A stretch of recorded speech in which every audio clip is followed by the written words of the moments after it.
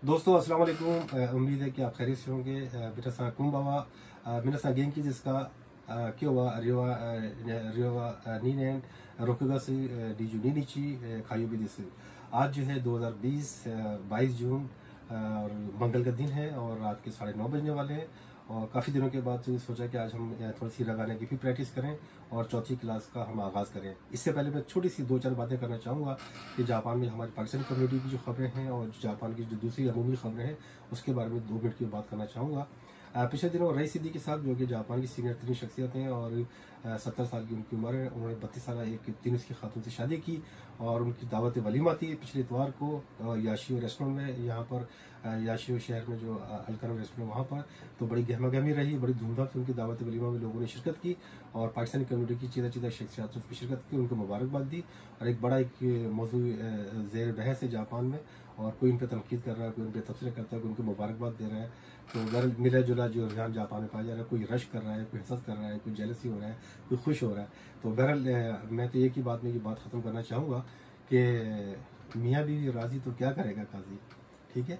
अच्छा, इसी तरह जापान की एक दूसरी जो अहम खबर थी वो ये कि जापान के साबिक वज़ीर इंसाफ जो कि पिछले साल तक वो वज़ीर इंसाफ थे और उनकी जो बेगम जो थी, उनका नाम है खवाई खासीयुकी और उनकी बेगम खवाई आनरी, दोनों जो हैं उनकी बेगम जो है पहली बार उन्होंने इंतखाबात में हिस्सा लिया था पिछले साल।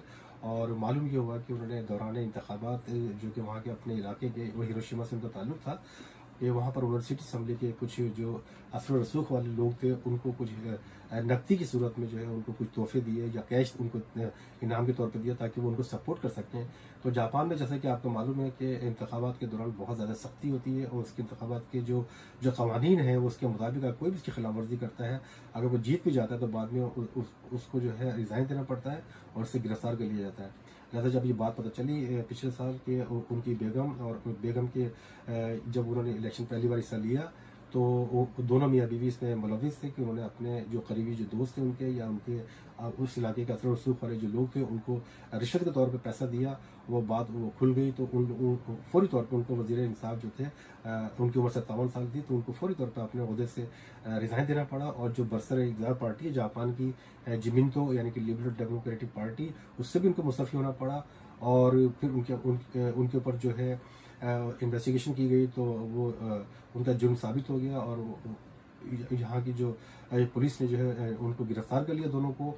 और देखें कि एक चंद महीनों के अंदर अंदर जो एक शख्स जो एक इतने बड़े वजारत के पोर्टफोलियो पे वो कायम था, उसके पास एक कलमदान था बहुत बड़ा और वो फ़ौरन देखे एक छोटी सी कानून की खिलाफ वर्जी करने पर वो एक मुलजिम की हैसियत से सामने आए। दोनों मियाँ बीवी को फौरी तौर पर गिरफ्तार कर लिया गया है। लिहाजा कहने का मतलब ये है कि जापान जैसे तरक्की याफ्ता मुल्क में भी जो वज़ीर कानून जो है वो भी कानून से वाला तर नहीं है। यहाँ पर जो भी कवानीन वज़ा किए जाते हैं वो छोटा हो, बड़ा हो, अमीर हो, गरीब हो, काला हो, पीला हो, जैसा भी शख्स है, कोई सियासतदान हो, कोई किसी वजीर ही क्यों ना हो, तो वो उसके ऊपर भी लागू होता है, उसको भी सेम वही सज़ा मिलती है जो कि उस पर वही जुर्माने होते हैं जो कि आम लोगों के लिए जो राज कानून सबके लिए यानी कि बराबर है। यहाँ पर कोई असर रसूख नहीं होता, यहाँ पे कोई सिफारिश नहीं है। और तो बहरहाल जापान की मिसाल जो है हमारे ममालिक के जो पाकिस्तान हो गया, इंडिया हो गया, श्रीलंका हो गया, बांग्लादेश हो गया, इनके लिए एक बड़ी एक वाज़ेह मिसाल है। इसको देखते हुए हमारी माँ की पाकिस्तान की जो कौम है उनको चाहिए कि ऐसे सियासतदानों को सामने लाएं जो कि ईमानदार हो, ऑनेस्ट हो, ताकि हमारे मुल्कों की भी जो नसीब हैं वो मुकद्दर जो है तब्दील हो सके। तो ये बात थी। और तीसरी बात जो मैं कहना चाह रहा था कि हमने उर्दू डॉट जापान का मैंने एक व्हाट्सएप पे एक ग्रुप तश्कील दिया है और जैसे कि आपको मालूम है कि व्हाट्सएप ग्रुप में 256 से ज़्यादा मेम्बरान इसमें नहीं हो सकते एक ग्रुप के अंदर। तो लिहाजा 15 दिन के अंदर देखते ही देखते वो 256 अफराद में शामिल हो गए और वो बहुत तेज़ी से पाकिस्तानी कम्युनिटी में मकबूल हो रहा है। और इसमें जापान में उर्दू और जापान का जो व्हाट्सएप ग्रुप है वो नंबर 1 है और सबसे ज़्यादा तादाद वाला सबसे बड़ा ग्रुप तस्वुर किया जा रहा है। तो उसमें कई लोग ऐसे हैं जो कि अभी उसमें शामिल होना चाहते हैं, लेकिन चूंकि ऑलरेडी इसमें लोग ज़्यादा हो चुके हैं और जो उसमें से लेफ्ट आउट होंगे उनकी जगह दूसरे लोगों को मौका दिया जाएगा शामिल होने का। या मैं कोशिश करूँगा कि एक और इसका ग्रुप जो है तश्कील दिया जाए ताकि उसमें ज़्यादा से ज़्यादा हमारी कम्युनिटी के लोग शामिल हो सकें और जापान की उर्दू और जापान की पूरी दुनिया की खबरों से वो आगाह हो सके। तो हमारे उसका उर्दू और जापान का मकसद सिर्फ यही था। तो लेकिन चूंकि उस ग्रुप के अंदर बड़ी सख्ती से पाबंदी की जाती है वक्त की, सुबह 9 बजे के बाद 9 बजे से पहले टेलीफोन या उस पर कोई पोस्ट नहीं की जाती, या रात 10 बजे में कोई पोस्ट नहीं की जाती।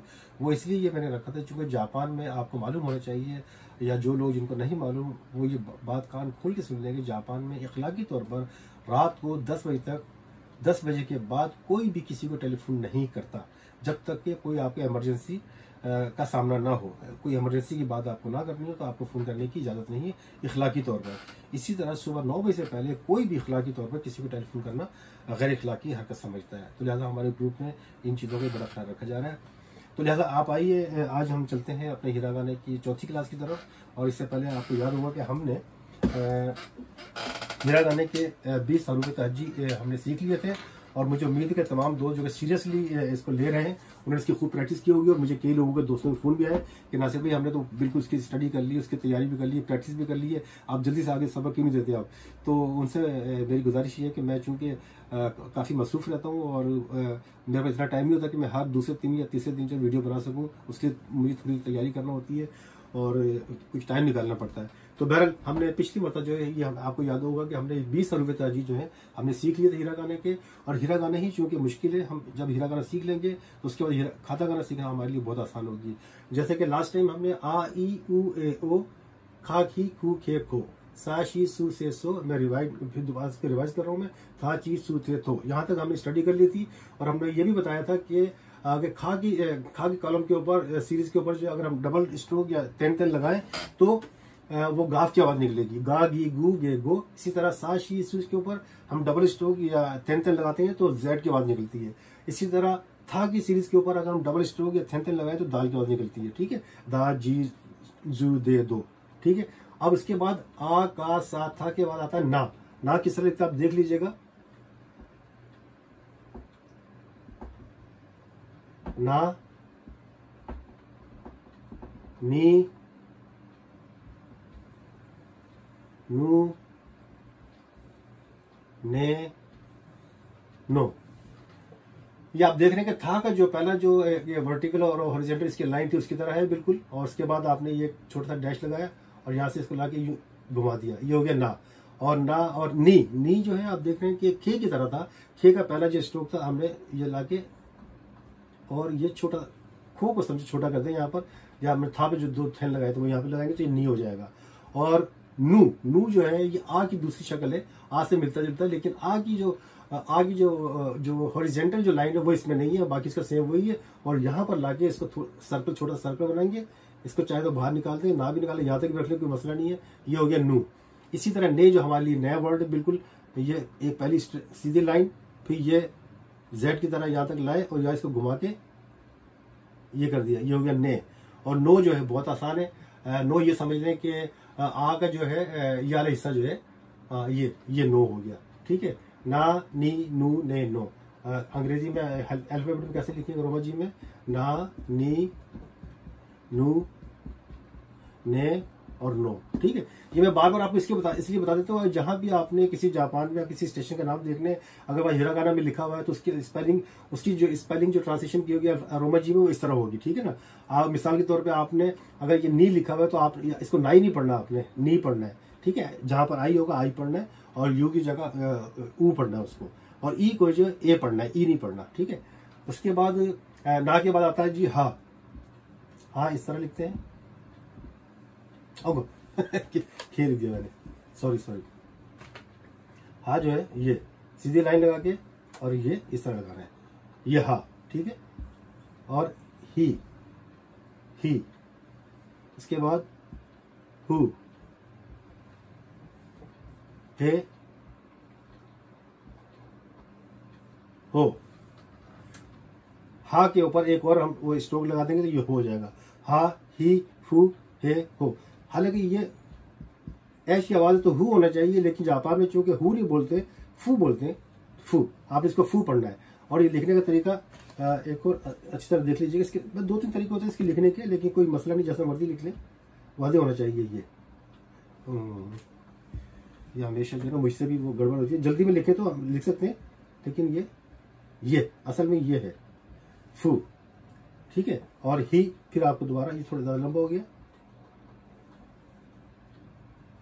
ही, ठीक है। हा, ही, हु, हे, हो, यानी कि हा, ही, हु, हो हमने फू पढ़ना है, ठीक है, और हे वैसे ही लिखना है। अब अंग्रेजी में हम देखें तो इसको ही पढ़ेंगे, लेकिन जैपनीज से अगर उसमें हम हे लिखेंगे तो इस तरह लिखेंगे एच ई ही, और हो नॉर्मली ओ लगा के हो गया। अच्छा, आज हमने 20 और 10 30 अल्फाबेट हो गए, और प्लस उस पर हमने डबल स्ट्रोक वाला खा के साथ लगाया था, डबल स्ट्रोक सा के साथ भी लगाया था, और धा के साथ भी लगाया था। इसके साथ जो अगर हम डबल स्ट्रोक लगाते हैं, मिसाल के तौर पे नजर आ रहा है आपको, मैं थोड़ा सा और ऊपर कर देता हूँ, जैसे ये हा है ना, हा के ऊपर अगर हम डबल स्ट्रोक लगाते हैं तो ये हो जाएगा बा, यानी कि बी की आवाज निकलेगी बा। इसी तरह ही है, ही के ऊपर अगर हम डबल स्ट्रोक लगाते हैं तो ये हो जाएगा बी। इसी तरह हु है, हु के ऊपर हम डबल स्ट्रोक लगाते हैं तो लाम वाला ये बू होगा, ठीक है। और ये है, हे इस तरह लिखते हैं, बहुत आसान है। हे जो है इसके ऊपर हम डबल स्ट्रोक लगाते हैं तो ये हो जाएगा बे। अब आपने अंग्रेजी इसको बी पढ़ते, लेकिन आप इसको बी नहीं पढ़ना, इसको बे पढ़ना है जहां भी होगा। अगर जहां पर आपने अंग्रेजी में इसको लिखना अगर आपको मकसूद है तो आपने बे लिखना है इसको। और इसी तरह ये बो,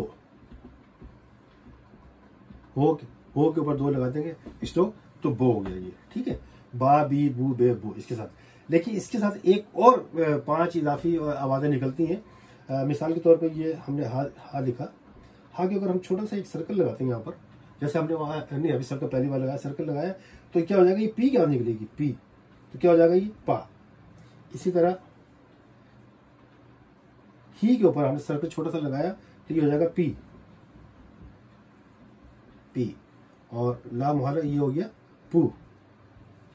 ये बिल्कुल सही तरह किस तरह लिखते हैं फू। आप जब चार्ट में जाएंगे हिरागाना में, आपको लास्ट टाइम बताया था मैंने, आप इंटरनेट पर जाएं और हिरागाना चार्ट निकालें, उस पर जो लिखने की तरतीब बताइए उसके मुताबिक आप लिख सकते हैं, और तकरीबन शक्लें एक जैसी ही होती हैं। पू, इसी तरह पे लिख के उसके ऊपर हम छोटा सर्कल लगाएंगे, ये हो जाएगा पे, ठीक है। और इसी तरह जो बो जो है इसके ऊपर हमने अगर सर्कल लगाते हैं ये हो जाएगा पो। तो दोस्तों आज हमने 10 मजीद अल्फाबेट सीखे और उसकी प्रैक्टिस की, और उसके साथ साथ ही हमने जो है ये भी देखा कि इसके ऊपर हम डबल स्ट्रोक लगाते हैं तो बे की आवाज निकलती है, और पी छोटा सर्कल लगाते हैं तो पी की आवाज निकलती है, ठीक है। इसी तरह ये समझने का आज 15 हमारे जो अल्फाबेट है मजीद उसमें इजाफा हुआ है। लेकिन एक्चुअली आज जो 10 हमने अल्फाबेट पढ़े, लेकिन मेरे साथ साथ ये भी पता चल गया कि हमने बी की आवाज कैसे निकालनी है। हा के ऊपर अगर हम डबल स्ट्रोक लगाएंगे तो बी की आवाज निकलेगी, इसके ऊपर छोटा सा दायरा लगाएंगे तो पी की आवाज निकले, पे की आवाज निकलेगी, जैसा हमारे बे पे होता है इसी तरह ये लगा, वहाँ बे के नीचे हम 2 नुक्ते और मजीद लगा देते हैं तो पे हो जाता है। इसी तरह ये समझ लें यहाँ पर हमने एक नुक्ता लगाया, छोटा सर्कल लगाया तो पे की आवाज निकली है, ठीक है। और इसी तरह हा, खाली वो हा था, उसके ऊपर हमने 2 3 या डबल स्ट्रोक लगा समझ लें, वो लगाया तो बा हो गया। अगर कुछ भी नहीं होगा तो ये हा होगा ये, ठीक है। तो आज मेरे ख्याल से ये, इसको आप दोबारा बार देख लीजिएगा, इसको पॉज करके इसकी प्रैक्टिस करें। तो मेरे ख्याल से आज के लिए इतना ही काफ़ी है, फिर ये वीडियो लंबी हो जाएगी तो लोग देखने में दिलचस्पी कम लेते हैं। तो मैं समझता हूँ कि आज इतना ही काफ़ी है कि आ, का, सा, था, ना, हा तक हो गया, ठीक है ना। आ, ई, उ, ए, ओ, सा, शी, सु, से, सो, था, ची, सु, थे, तो, ना, नी, नु, ने, नो, हा, शी, हु, हे, हो।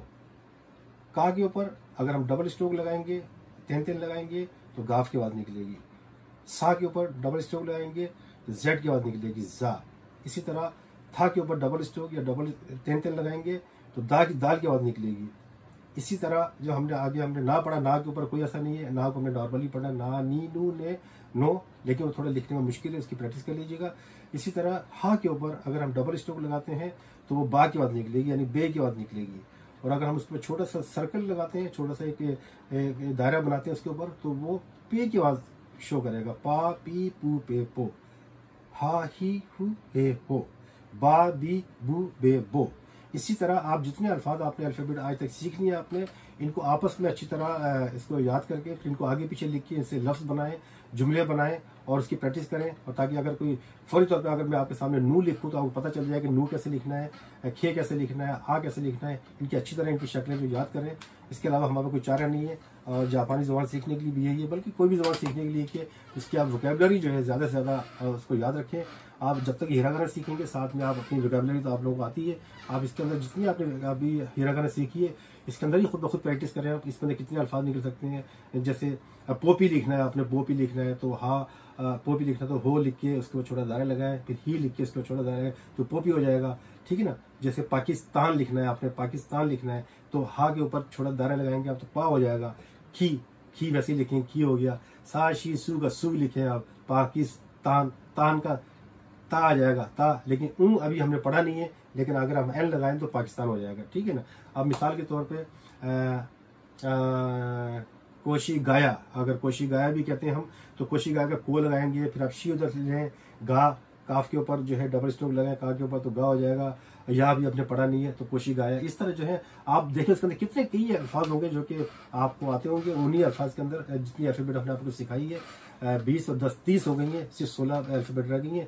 मेरा ख्याल से कि अगली क्लास में हम ये 16 अल्फाबेट को मुकम्मल कर लेंगे और उसके बाद हम फौरी तौर पर खाता करना स्टार्ट करेंगे। जब हम खाता करना स्टार्ट करेंगे तो मुझे उम्मीद है कि खाता करने के अंदर जो है खाता करने की जो अल्फाबेट है बजाते खुद वो खांजी से लिए गए हैं। उनके कई ऐसे अल्फाबेट ऐसे हैं कि उनके एक एक खांजी भी है। वो अगर आप उसको सीख लेंगे तो समझ लेगा आपने 20-25 खांजी भी साथ में सीख लेंगे आप, ठीक है। तो इसके साथ ही मुझे इजाज़त दीजिएगा, फिर मिलते हैं ब्रेक के बाद। और मेरे ख्याल से कि काफ़ी दिन हो गए इस मतलब ये वीडियोज़ में जो लोड कर रहा हूँ, लेकिन उम्मीद है कि मैं अगली मरतबा 5-6 दिन के अंदर मैं चाहता हूँ कि एक वीडियो आपको पेश की जाए ताकि हम जल्द से जल्द से सीख सकें, ठीक है। तो आप लोगों को पसंद करने का बहुत बहुत शुक्रिया, थैंक यू सो मच। तो जो भी दोस्त अगर इसको कंटिन्यू देखना चाहते हैं तो वो पिछली वीडियो पर जाके देखें और इसकी प्रैक्टिस करें और इसको मेरे चैनल को जो है सब्सक्राइब करें ताकि जब भी मैं वीडियो तैयार करूँ तो आपके पास ऑटोमेटिक आ सके, ठीक है। तो बहुत बहुत शुक्रिया आपका once again, thank you so much. अस्सलाम वालेकुम, गुड नाइट और यास्मीन असाई।